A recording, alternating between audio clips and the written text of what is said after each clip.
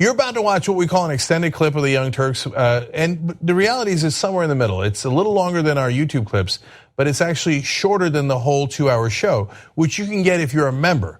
You can get it ad-free, and make sure you catch every news story we do that day. You're gonna love it as a full show. That's at tytnetwork.com/join. Thanks for watching. All right, welcome to the Young Turks. Huge day ahead for you guys on TYT Network. You just watched Dan Rather. And later on, I'm going to have Rebel Headquarters where we're going to have Paula Jean Swearingen on running against Joe Manchin. She's got a lot to talk about in that race. You're going to want to see those updates, including what Manchin and herself are doing about the striking in West Virginia. And then TYT interviews later tonight. I interviewed Ken Bone. We'll see if he brings his red sweater. That should be interesting. He says that I misrepresented his views a little bit. Well, we're going to have him on. He's going to tell us all about it. It should be fascinating. So that's a little bit later in our programming. For today's show, Donald Trump did a rally in Pennsylvania. I'm not actually as down on it as some other people are, but there were some troubling parts to it, of course. And I'll share those with you a little bit later in the program. And you're going to love the portion where Donald Trump tucks tail and runs from the NRA like the coward that he is. So that'll be fun a little bit later. So now let's get started over here. Fun story to start with for you guys. There's a gentleman named Chris Tague. He's in New York. He's running for supervisor and assembly candidate. He's a Republican, so he wants to cut the budget. Okay, he's going to be very tough about that, kind of. He is going to be talking to Don Matheson on WIOX, and this radio interview did not go well. Let's listen in. The current New York State budget is about $149 billion. That works out to $7,570 per person. As a comparison, Florida has about the same number of people. They spend $92 billion. That's $4,500 per person.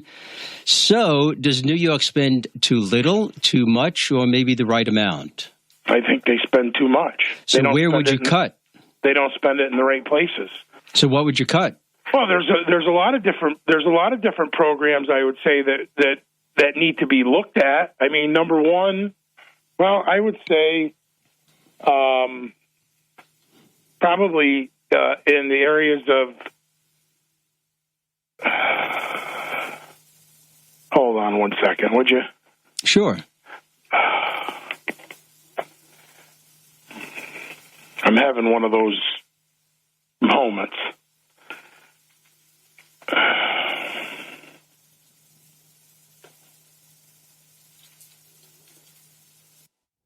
Wow. You know who's fist pumping right now? Rick Perry, like, yes. Okay, that guy was worse than me. We finally found the guy.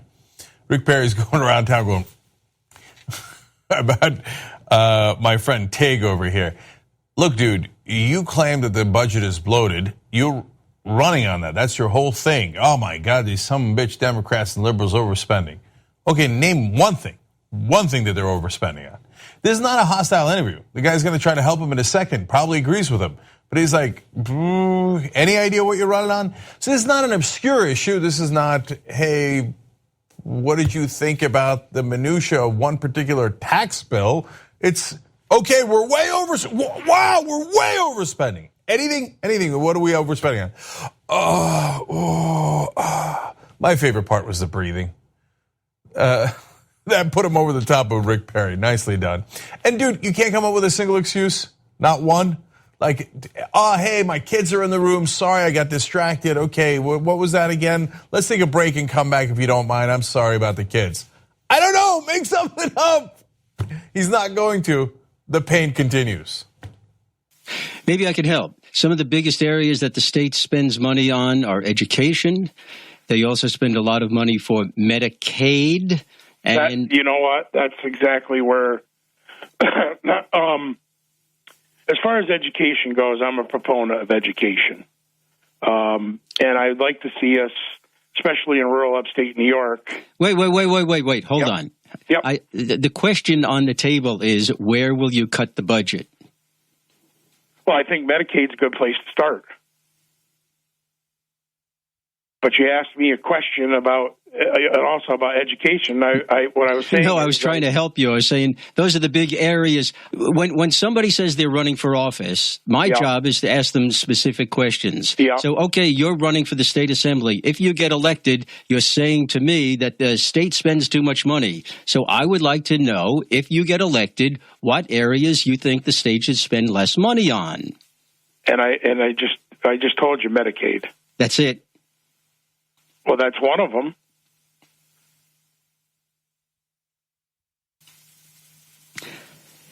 Let's talk about guns. Mercy, that was the host throwing in the towel, trying to get him out of that ring. So that's the only thing you got. We should cut Medicaid. By the way, that's not popular either.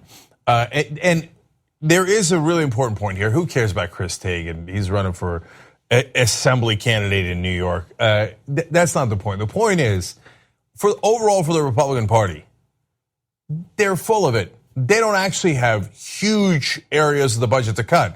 How do I know that on the national level? Well, they told us forever, don't worry, we can do tax cuts for the rich, and then we'll find plenty of places to cut. Well, we'll cut, no problem at all, right?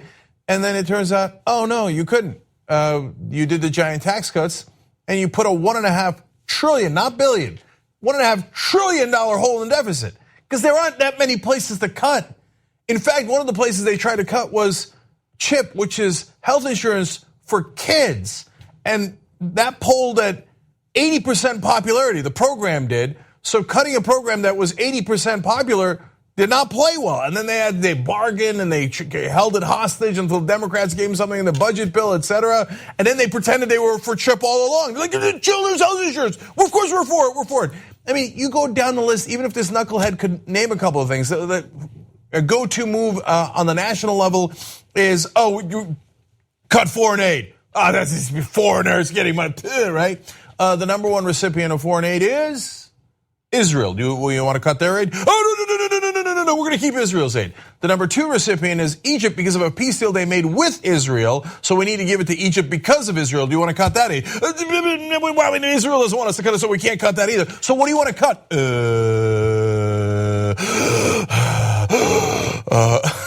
Chris Tagan right there was the representation of the Republicans on a macro level.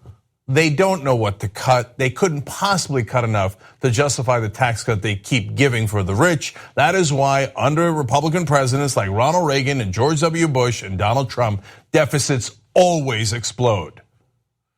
Okay. All right, no one wants me to imitate that breathing again. So we're moving on. Now, really interesting election going on in Pennsylvania. It's a special election. They're going to redistrict these districts in Pennsylvania, and so they'll have to do it all over again. And two guys in this race might be, interestingly, in different districts next time around, which is the 2018 elections. But in this special election, it's important because it's a bellwether. Trump won this district by about 20 points. So can the Republicans keep it? That shouldn't be a difficult question. I mean, Jesus, you won it by 20. Okay, maybe you win it by 15, but it shouldn't be that close. Well, of course it is. Now, Trump went to do a rally for Rick Saccone, the Republican candidate in that race. But what was funny is that he said a lot of crazy things and he talked for over an hour, but he hardly mentioned Rick Saccone. So why? Well, let's go to Axios to find out. Jonathan Swan writing, there's a reason Trump said hardly anything about Republican candidate Rick Saccone during a rally in Pennsylvania on Saturday night that was supposed to promote his candidacy. The reason, Trump thinks Saccone is a terrible, quote, weak candidate, according to 4 sources who've spoken to the president about him. Yeah. You're not losing 20-point leads all across the country, including in places like Oklahoma and Kansas, because of Rick Saccone. There's another factor involved here, and it might be the president. Now, let's give you a lot more context here. Nate Silver explains the district voted for Trump by 20 points and Romney by 17. The previous Republican incumbent there, Tim Murphy, didn't even have a Democratic challenger in 2014 or 2016. That's how Republican the district was.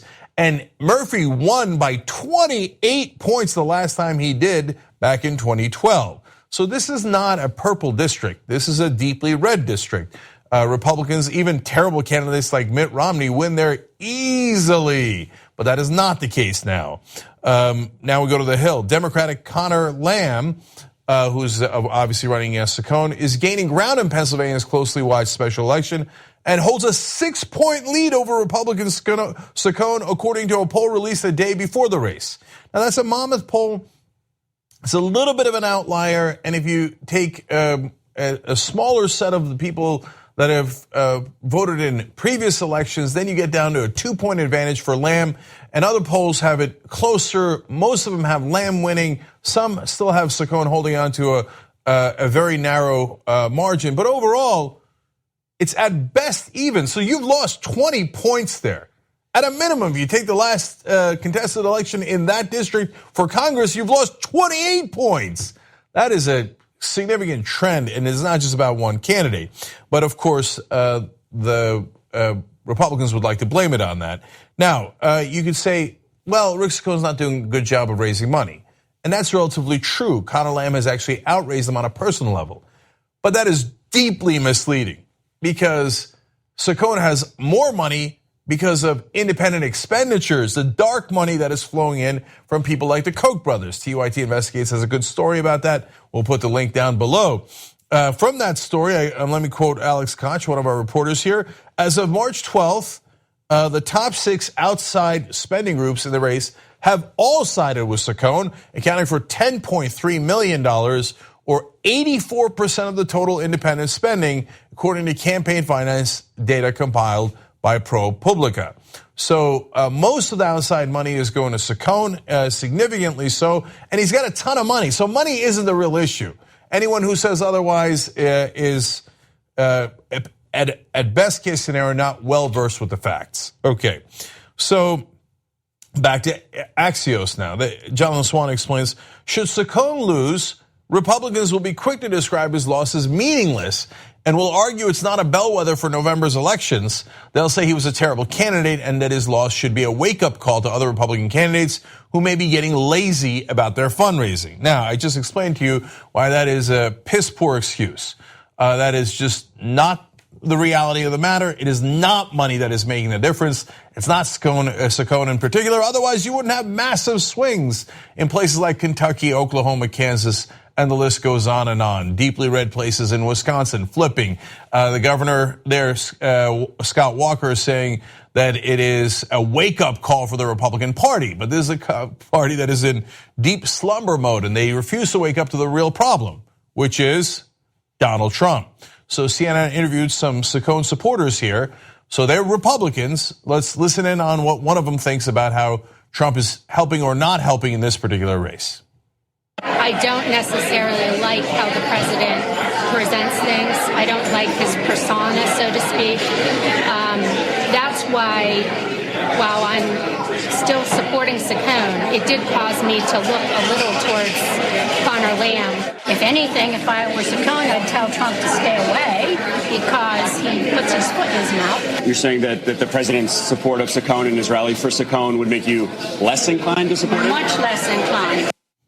So those are 2 Republican voters saying they're less inclined to support the Republican. In fact, they're looking at the Democrat now because Trump is supporting Saccone, so they're thinking of fleeing from the scene. So that gives you a sense of what's happening across the country. Finally, we're going to go to Amy Walter from the Cook Political Report, and their job is to just look at the numbers here and see how things are playing out in terms of politics. And they say this is a red congressional district that should go for the generic Republican. But the environment today is much worse than, quote, normal for Republicans. That's not because of Saccone or Lamb, but because of Trump. That part is obvious, but of course the president is thin-skinned and would never admit to that. So like the child that he is, of course he's blaming everyone but himself. So he's ostensibly going to help Saccone there, but all he does is talk about himself for an hour at that rally and then leaks to the press that it's all the candidate's fault and not his. Classic Donald Trump, and one of the many reasons why people have soured on him and why these red districts are now up for grabs and the Democrats look to be in pretty good shape there. We need to talk about a relatively new show called the Republic, or UNFTR. As a Young Turks fan, you already know that the government, the media, and corporations are constantly peddling lies that serve the interests of the rich and powerful.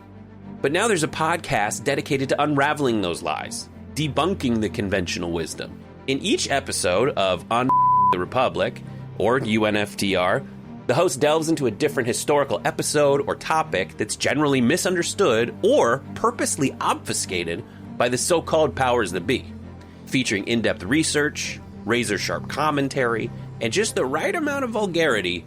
The UNFTR podcast takes a sledgehammer to what you thought you knew about some of the nation's most sacred historical cows. But don't just take my word for it. The New York Times described UNFTR as consistently compelling and educational, aiming to challenge conventional wisdom and upend the historical narratives that were taught in school. For as the great philosopher Yoda once put it, "You must unlearn what you have learned." And that's true whether you're in Jedi training or you're uprooting and exposing all the propaganda and disinformation you've been fed over the course of your lifetime. So search for UNFTR in your podcast app today and get ready to get informed, angered, and entertained all at the same time.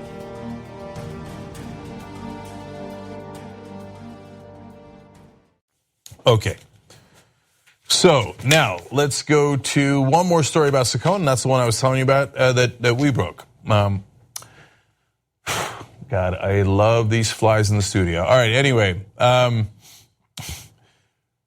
So, for God's sake, for long-time viewers, we've had this issue a lot. There's insanity in the studio. There isn't. It's just one fly. Okay.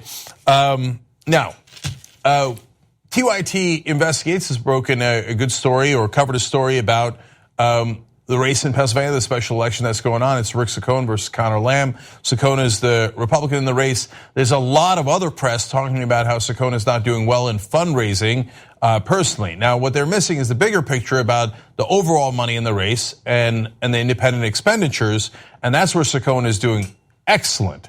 And so we want to show you what the real numbers are and then talk about why Saccone is doing well in that regard. So as Alex Koch reports here, as of March 12th, the top 6 outside spending groups in the race have all sided with Saccone, accounting for $10.3 million, or 84% of the total independent spending, according to a campaign finance data compiled by ProPublica. So the outside money is going almost exclusively to Saccone. Why? Well, the incredibly rich companies and people want more tax cuts. They want more deregulation, and Saccone is their boy, and he will do as instructed. So let's give you more context. Overall, including campaign spending, the race has cost roughly $16 million. For Saccone, outside money has accounted for 94% of total spending in his favor. So does he have popular support in the district? That's how a lot of the right wing, especially the national politicians, paint money in the race. Like, well, he's got popular support. No, he doesn't. It's not from the district. 94% is outside money. They don't care about that district. They care about getting another congressman who will vote for more tax cuts for the rich, more deregulation of their industries. That's why that money is pouring in. By the way, do we have a democracy? $16 million for a House race. This is an auction. It's not a democracy. So let's look at the people who are participating in this auction and buying this particular candidate. Since late November, Charles Koch, oh, look at that. His wife Elizabeth, son Chase, and Koch Industries have contributed hundreds of thousands of dollars to committees involved in the Pennsylvania 18 race.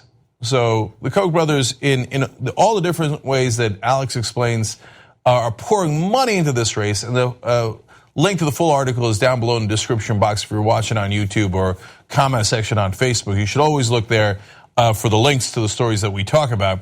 He lays out all the different ways that the Koch brothers are funneling money into the race.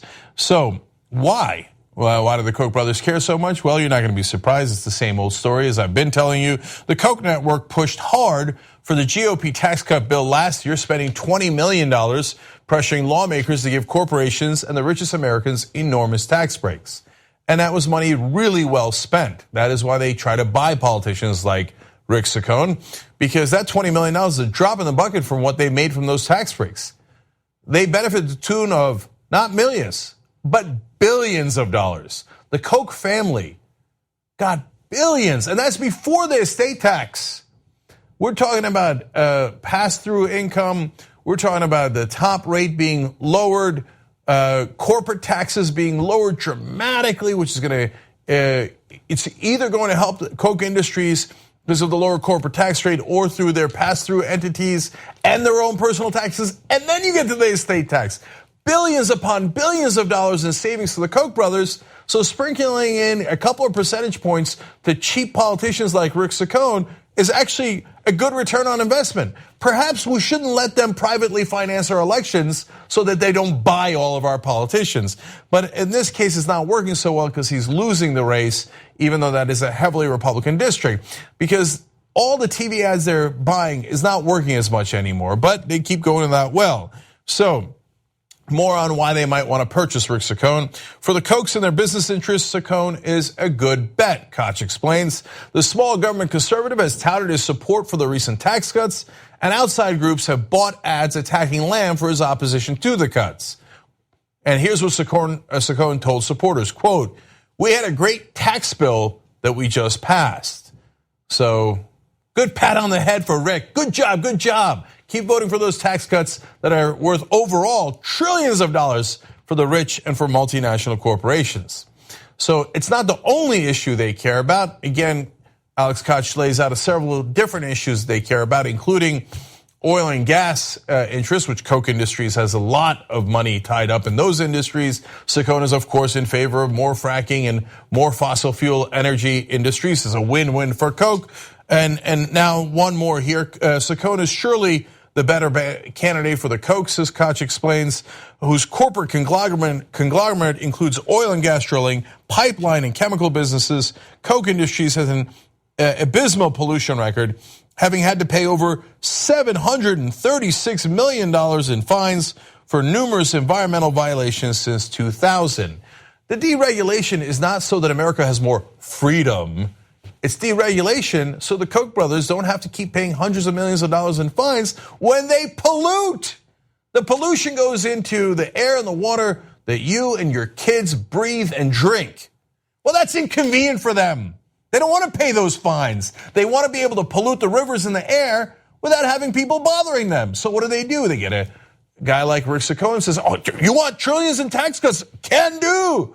You don't want to protect the environment or people's kids or families? Can do. No problem, Mr. Koch. What else do you need, Mr. Koch? Oh, you'd like me to end the unions because the unions actually stand up for your workers. They collect them together so they have some sort of leverage over you guys who have a collective about $85 billion between Charles and David Koch. Well, no problem. Attack the unions, attack the workers, attack the people who are receiving wages from Koch Industries. Whatever the Kochs want, Saccone will give to them. That is why they've poured in all this money. Luckily, for the moment being at least, it appears that it's not working very well. Tomorrow's the election, and if you live in that district, you might want to do something about that. But there is one candidate in the race that is clearly interested in representing one family in particular, and that is Rick Saccone and Koch Industries, the Koch family overall, have to be very pleased about the policy positions of their candidate, though not pleased that people aren't buying what they're selling anymore. Okay, now I got to take a quick break. When we come back, the Trump rally, was it as bad as people say? I actually have mixed feelings about that. And then Trump buckles to the NRA again. What happened? I thought you were a tough guy. We'll pick that apart when we come back. Thanks for listening to this podcast. You're only halfway through, so hold, stay right here. Just want to remind you, if you want to get all 5 segments of the Young Turks commercial free, these are just 2 of them. Every day we do it. So go to tytnetwork.com/join and you get the whole 5 segments, 2 hours, ad free. Do it now.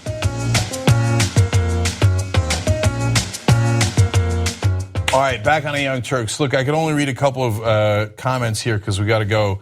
But thank you guys for writing in. First, Jeremy Fair writes in, although I'm stuck working until 5:45 or 6 p.m. Central, it helps that I can listen to TYT for the last hour of my workday. Hearing the facts makes working at a heavily religious and conservative company more tolerable. Keep doing what you guys do. Look, I read that because you're not alone. Wherever you are, even if you're surrounded by conservatives or religious folks or whoever it might be, you're not alone, and we appreciate that you're spending some time with us as well. And share this stream on YouTube and Facebook, wherever you're watching, so we can spread the word. All right. Wicked Insane writes in on YouTube, super chat. Trump charisma, if he was a wrestler, would be through the roof. Biggest hypocrite ever, meeting with our enemies. So now again, I said on Friday's show, I don't mind him meeting with a North Korean leader. I'm maybe in the minority on that. But you're absolutely right that he's a perfect wrestler, except his followers don't realize that they're following a heel. Mm-hmm. Okay, and then finally, Elliot from YouTube Super Chat says, Democratic Party is not there for you. It's there to protect the donors from you. So speaking of which, can I see tytkansas.com? This is Brent Welder's effort to get small dollar donors to match the big donors. And in fact, he is trying to reach $50,000 so he can hire a field team, go knock on doors without running expensive TV ads. I love to see that. If we can get to 1750 by the end of today's programming overall, not the dollar sign, but the number of donations, 1,712. That's about 1,700 more small donors than the incumbent Yoder has, which is amazing. So that would be great. Thank you guys for chipping in. And later in the program, Anna, I don't know if you know this, not in the Young Turks, but on TYT Network today, I'm going to interview Ken Bone. Oh, really? Yeah. Fascinating. Yeah, he says that we misrepresented him. So he's coming on the air. He's got a bone to pick with us, apparently. This is the mustachioed gentleman with the red sweater. Indeed. Yes. The mustachioed gentleman, indeed. So that's a little bit later. Members get to watch all the interviews live. So you'll get Rebel Headquarters, then Ken Bone, tytnetwork.com/join to become a member to watch that live. All right, what's next, Anna? All right. Education Secretary Betsy DeVos was interviewed by Leslie Stahl on 60 Minutes, and among the interview questions, they delved into the issue of school choice, something that Betsy DeVos has received a great number of criticism or critics, something that Betsy DeVos has been criticized by a great number of people. Now, the interview was a disaster, and even White House members of the White House spoke out about how they didn't love her performance because she was ill-prepared. But before we get to the heart of the discussion regarding school choice, let's go to the one question and answer portion that I thought was amazing, given the fact that she is the education secretary. Take a look. Have you seen the really bad schools? Maybe try to figure out what they're doing? I have not intentionally visited schools that are underperforming. Maybe you should. Maybe I should. Yes. Now, I might have unintentionally visited those schools. That was an accident, but I didn't want to intentionally visit any poor people. I'm a billionaire. That would be unbecoming. She's the education secretary, and she goes off about how our public schools are failing and we need to fix them. And her solution is to take taxpayer money out of our public schools and funnel them into either private schools in the form of vouchers or charter schools, which is what the heart of this discussion is about. She thinks that if she says anything with a smile on her face, that it's going to work. And that's just not how it works on the national spotlight. That might have worked when you were a big donor. And there's a couple of different issues here that I'm going to get to in a little bit as to what her real problems are. And she's surrounded by sycophants. So since she's a billionaire and she's a huge Republican donor, so everybody's constantly kissing her ass. So when she comes in with that pleasant smile, like, no, I haven't done my job. They're like, oh, bravo, Betsy, you did it again. So let's say that she's had over a year being the education secretary. She just couldn't find any time to go to a poorly performing school. But she could then say, you know what, I didn't, but I'll tell you what, I've studied it at length, and here are my conclusions. But she hasn't studied it at length, which is abundantly clear in this interview. And also, keep in mind, yes, she's the education secretary, but what are her qualifications for being an education secretary? She has no teaching or administrative experience. The only experience she has had is pushing for charter schools in her own state of Michigan, which has been a complete and utter disaster. So Leslie Stahl touches on that very issue in the following portion of the video. Take a look. But when parents choose these options, taxpayer funds follow the child. Here, can I help you? And that means that the public school left behind can end up with less money. Why take money away from that school that's not working to bring them up to a level where that school is working? Well, we should be funding, investing in students, not in school buildings, not in institutions, not in systems. And okay, but what about the kids who are back at the school it's not working? What about those kids? Well, in places where there is a lot of choice that's been introduced, Florida, for example, the studies show that when there's a large number of students that opt to go to a different school or different schools, the traditional public schools actually, the results get better as well. Now, has that happened in Michigan? We're in Michigan. This is your home state. Michigan, yes. Well, there's lots of great options and choices for students here. Have the public schools in Michigan gotten better? I don't know. Overall, I can't say overall that they have all gotten better. The whole state is not doing well. Well, there are certainly lots of pockets where the students are doing well. But your argument that if you take funds away, that the schools will get better is not working in Michigan, where you had a huge impact and influence over the direction of the school system here. At TYT, we frequently talk about all the ways that big tech companies are taking control of our online lives, constantly monitoring us and storing and selling our data. But that doesn't mean we have to let them. It's possible to stay anonymous online and hide your data from the prying eyes of big tech. And one of the best ways is with ExpressVPN. ExpressVPN hides your IP address, making your activity more difficult to trace and sell to advertisers. ExpressVPN also encrypts 100% of your network data to protect you from eavesdroppers and cyber criminals. And it's also easy to install. A single mouse click protects all your devices. But listen, guys, this is important. ExpressVPN is rated #1 by CNET and Wired magazine. So take back control of your life online and secure your data with a top VPN solution available, ExpressVPN. And if you go to expressvpn.com/TYT, you can get 3 extra months for free with this exclusive link just for TYT fans. That's expressvpn.com/TYT. Check it out today.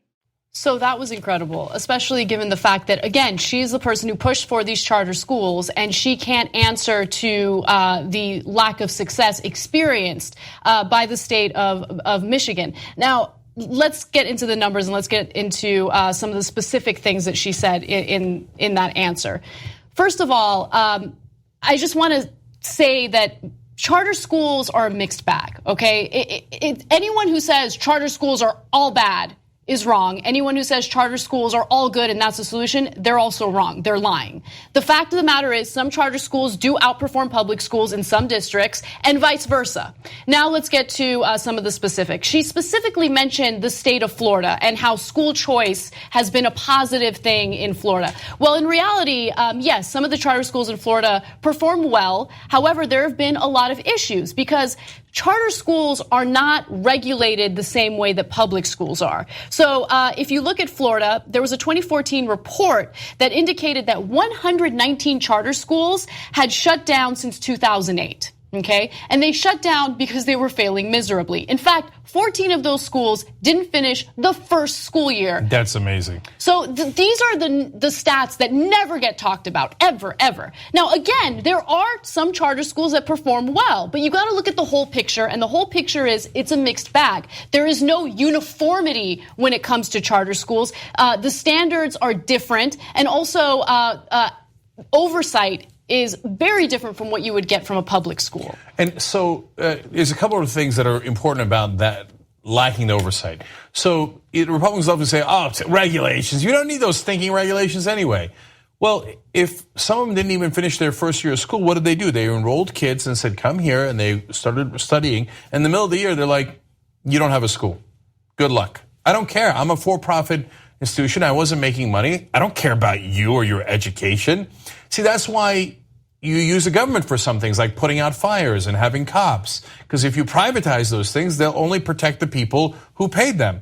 And it's also true for public education. Because if you're doing it for profit and it's not working, it's like, I already lost too much money. So all of you guys, you're done.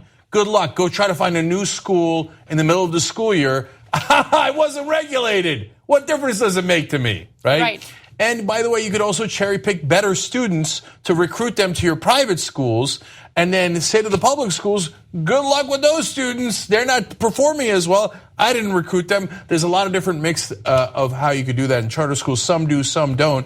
And then, by the way, when you strip the money out of the public schools to create the charter schools, when the government does that at the behest of people like Betsy DeVos, then the public schools have less money, not just for the buildings, but for the students.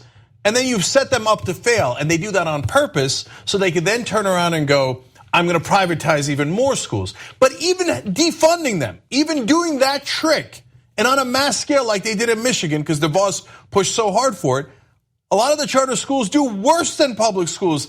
That means that is a miserable track record. If they have all of those advantages, they should on average be doing way better than the public schools. And that has been the thesis of people like Betsy DeVos. And overall, it is not true. And that thesis is so disingenuous because they absolutely despise public schools, and they've been so transparent about that. And so to say, oh, creating more private schools or school choice or charters is actually going to lead to more competition between these charter schools and these public schools, and so public schools are going to do better. They're going to compete a little harder. It's difficult to compete when A, a public school is already underfunded, and B, the government decides to take what little resources that public school already has and then funnel it into either charter schools or public schools. Now, keep in mind that charter schools do not have teachers' unions, okay? So that's one thing that the right wing absolutely loves about charter schools. They despise the unions. And then two, keep in mind that they are publicly funded with taxpayer money, but privately run, which reminds me a lot of private prisons. That's exactly how private prisons work. Okay? You know, Anna and I did not talk about this before the show, but that's almost the same exact analogy I was about to use. And including the cherry picking, because, for example, the private prisons leave the sicker inmates in the public facilities oftentimes. So then the public prisons have to pay a lot more in health care.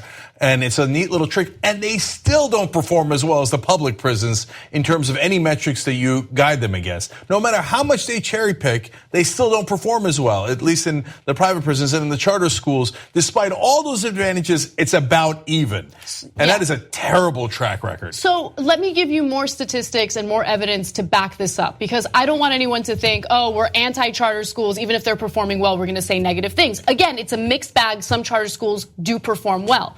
But if you look at the broader picture, some studies indicate that they don't necessarily perform well as a whole. So a 2009 study from the Rand Corporation found little evidence that the presence of charter schools affect the achievement scores of students in nearby traditional public schools, either positively or negatively.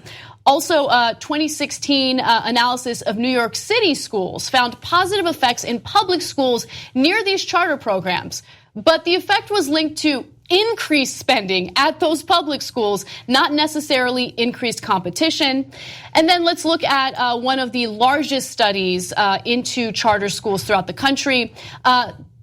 Analysts at Stanford look into this ever so often, and the more recent study came out last year in 2017. The Stanford analysts compared reading and math state-based standardized test scores between charter school and public school students in 15 states, as well as scores in the District of Columbia. Experts found that 37% of charter schools posted improvements in math scores. However, these improvement rates were significantly below the improvement rates of students in public school classrooms. 46% of charter schools experienced math improvements that were statistically indistinguishable from the average improvement rates shown by public school students. So look, at best, that's even, at best. So now, by the way, you mentioned unions. Why are they against unions? You think, oh, it's because their unions cost too much money or they're not teaching the students well enough. No. unions donate to Democrats. That is part of the reason why Republicans want to destroy them. It's also because they get better wages for their workers. So for private industry, all their private donors want to destroy the unions. And even if they start with the public sector, they think it'll affect how private sector unions are doing as well. And I want you to understand the two different things that Anna just explained. One is, how do charter schools do versus public schools? And despite all their advantages, as you saw the numbers there, it's about even. The second thing is what Betsy DeVos was talking about. She was claiming that the charter schools make even though they're taking away money from public schools, somehow magically make them better because of competition. And that is not supported by the facts at all, okay? Right. So that she's wrong about that one. And then finally, look, I used to think competition between schools would make them better. I'm an American, and I'm a competitive dude, and I thought that would work. And then we studied Finland. And it turns out Finland went in the opposite direction and went to #1 in education throughout the world, math, science, etc. Always in the top 3 every single year, and often #1. And what did they do? They took away all private schools. Mm-hmm. And when I first read that, I was like, no, that can't, I've got to be reading this wrong. So I read article after article, and it turns out one of the things that happens and why it succeeds is then Bill Gates' son is in your school. And all the rich peoples, and in New York, all those bankers' kids are in the same public schools as both the poor and the middle class kids. And you know what they do? They pull those schools up because they're not going to let their kids go to bad schools. So now what do? They drain away all the best students and best resources to private schools. Then they're not done yet in America. Then they create charter schools and take taxpayer money and strip even more money and talent out of the public schools and then go, what? Why aren't public schools doing any better? And so that's the scam that's being played on you. And I just, to end this, want to point out 2 cases of abuse in the charter school system. Because there is a lack of oversight, and as a result, whenever there's money involved, whenever there's taxpayer money involved, there's going to be issues with people trying to steal that money. So one example was in Pennsylvania, where 10 school administrators pleaded guilty to embezzling school funds and also to obstruction of justice. So they were essentially using the charter school as their own slush fund. Another example was in Ohio, where charter schools were lying about the attendance in order to receive more taxpayer money. The more students that go to the charter school, the more money they receive from taxpayers. And so, of course, if there's going to be a lack of oversight and there's going to be money involved, there are going to be issues. And it again reminds me a lot of some of the abuses we see in the private prison industry. And my final point is, why was she so unprepared? Because if you're in the cabinet, this is your job, this is your sole job, and you argued your whole life for charter schools. These should be layup questions. They should be really, really simple. My God, Michigan is your petri dish for creating more charter schools, and you did. You pushed and bribed almost all the politicians legally by pouring money into their coffers to get more charter schools, and including religious ones that you care the most about. So don't you know the Michigan numbers at all? Can't you at least come up with a misleading stat about Michigan to make it seem better? No, why? Because she has affluenza. She was born into a family that are billionaires. So unlike you and I, her success, like Donald Trump, her success has never been tied to merit. That's why they don't do their homework. Because homework never led to good results, which led to success for them. That's how it goes for the middle class. Success was just dumped into their lap. So doing their work is a foreign concept to them. She's never been challenged before. All she's ever had was, yes, Betsy, absolutely, Ms. DeVos. You're absolutely right, Ms. DeVos. How can I get some more of your money, Ms. DeVos? So even though she's a cabinet level person here who should know charter schools and public schools, the ones that are doing well, the ones that are doing poorly, she should have all these different ideas and forget the stats, but at least have a concept of what's doing well and what's doing poorly. She has none of that, and she brazenly walks into a 60 Minutes interview without a thought in her head, without a fact in her head. And she just thinks, if I smile politely and I'm a billionaire, I'll have everything handed to me. Oh, golly gee, why didn't he accept my smile and my empty head? If this is the person in charge of educating our kids, we're in for a world of hurt. We got to take a break. We'll be right back. Thanks for watching what I hope was a lovely edition of the Young Turks. Now, you know that is 2 of the 5 segments that we do because that's free. We want to have you support independent media and come watch the whole show that we do every day. That's 5 segments overall, no ads at all. That's at tytnetwork.com/join. Come become a member. Thanks for watching either way. Thanks for listening to the full episode of The Young Turks. Support our work, listen ad-free, access members-only bonus content, and more by subscribing to Apple Podcasts at apple.co/TYT. I'm your host, Cenk Ana, and I'll see you soon.